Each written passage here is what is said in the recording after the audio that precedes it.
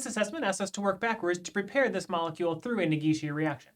Given that the bond that we're trying to form is indicated for us, we can break apart that bond, and one side of the molecule used to have been some kind of organozinc reagent, and the other side of the molecule used to have been some kind of leaving group, like a bromide. So we can draw our two possible starting materials. We'll have one side of the molecule, the benzene ring with the rest of the chain attached. One side could have used to have been an organozinc, and that would have to react with some kind of leaving group, some kind of halide.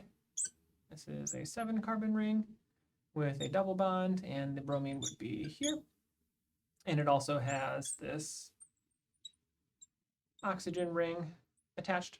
So this could be one possible combination. This halide reacting with this organozinc under the influence of palladium tetrakis would form our product. But the zinc and halide could also be swapped. We could also have a case where we have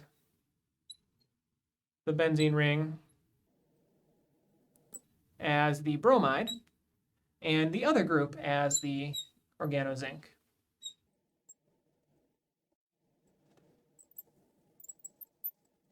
These two possible combinations will both produce this product through a Negishi reaction.